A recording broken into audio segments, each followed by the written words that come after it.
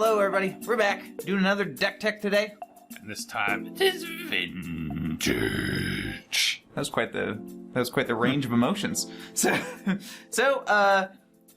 is this a real deck? That's the question. Well, if you ignore this playmat, it's a real deck.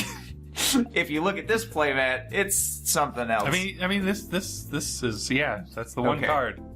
Yeah, there you go. Yeah, pretty much.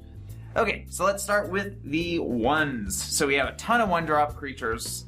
Core Duelist is a one-hit kill if you put a Colossus Hammer on it, so that's why he's there.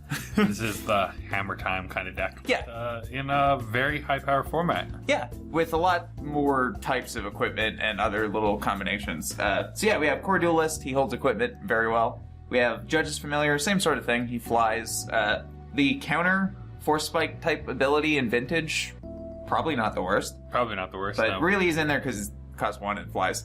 Hope of Girapor, not my first choice, but it's an artifact which can be searched out with Enlightened Tutor if you absolutely don't have a creature, but you have everything else that you need.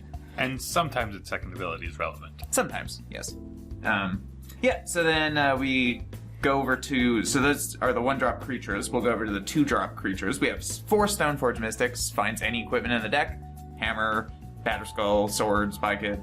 That's all of them. Core Outfitter, 3 of those. So that equips, or attaches, I should say, an equipment to something that's already in play. Let's go to 3. True Name Nemesis. I lied a little bit. This is somewhat vintage. That's somewhat vintage playable too. But protection from a player, pretty good holding equipment because they can't really do anything to it once it's holding the equipment. They can blow up the equipment, but whatever. And, because sometimes you want to skip right from 3 to 9, we got Inkwell Leviathan at 9 and Blightsteel Colossus at 12. Very good Tinker targets. He doesn't wear equipment at all, but there's a reason they're in the deck, and we'll get to that. So, up here, 4 Enlightened Tutors gets most of the parts of this deck that you care about. It can even fetch you, like, a Mox or a Lotus if you absolutely need it, or if you're flooded with these and you have all your other bits. Still always does something.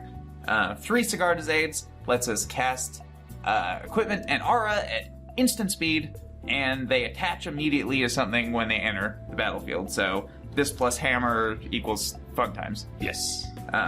So then, speaking of Hammer, there's only 2 copies of this because there's tons of ways to fetch equipment out.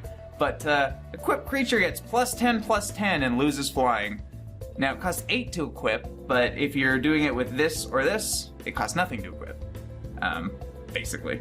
So yeah, that's very strong. So that's probably the part of this deck that you're familiar with. Oh, I missed a couple things here. So 2 Batterskulls, great with Stoneforge Mystic. It's a good equipment.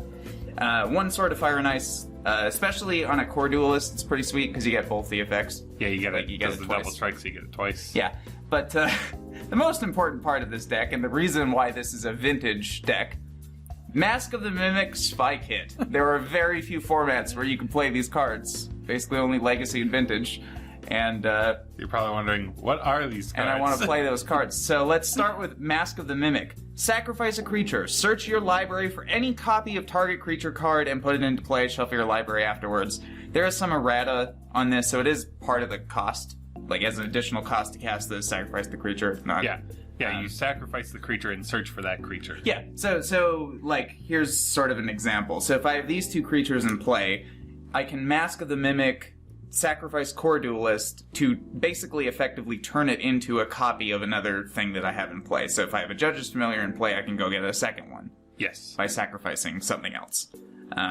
Which, like, there's a few kind of cool things you can do with that. Like, you can get a Stoneforge Mystic out. If you need to equip something fast, you can get a Core Outfitter.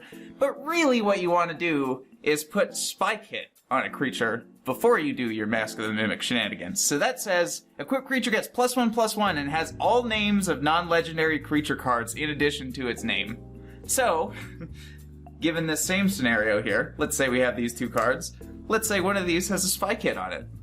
So now, when we sacrifice this Core Duelist to go fetch a copy of Judge's Familiar, it's also everything else. It's also everything else. So suddenly, sacrifice this, go get a Blightsteel Colossus because you have a Blightsteel Colossus already. Yeah, So, so basically, it's like sort of a really hard to make work 1 mana Tinker at instant speed, which is pretty solid. And strangely enough, we are fetching 2 cards that can be fetched by Tinker, but that just means more effective copies in a sense. And there is a Tinker in the deck. And there's a Tinker in the deck. That does make sense. Yeah. So like you can Tinker for these 2 things, or you can do the Spy Kit shenanigans. Yeah, you can do weird Tinker for them. So then we get to the actual vintage-y stuff. So Mana Crypt, 2 mana for free. Pretty good, seems pretty like. Good. Lotus Petal, 1 mana, it's a 1 use only, but 1 mana of any color. If you're trying to like do a hammer kill on turn 2, that's a pretty good one to have, just to get everything you need in play early. Blue Mox, Sapphire, Mox Pearl, White Mox, and Black Lotus, of course, it's a vintage deck. Soul Ring, also very good. A little worse in this deck because like it doesn't really help you with some of these multiple white cards, but there are colorless costs as well. Tinker, can fetch those, can fetch even just a Batter Skull or a Spy Kit, why not? If you want to go fun. Colossus Hammer even.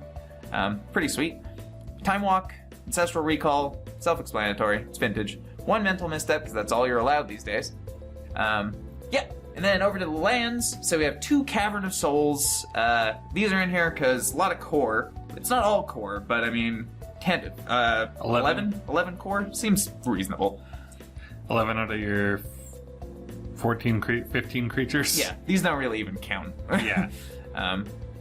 4 Flooded Strand, 4 Tundra, and 4 Plains, because most of this is white. We're just sort of splashing blue for some powerful cards and this.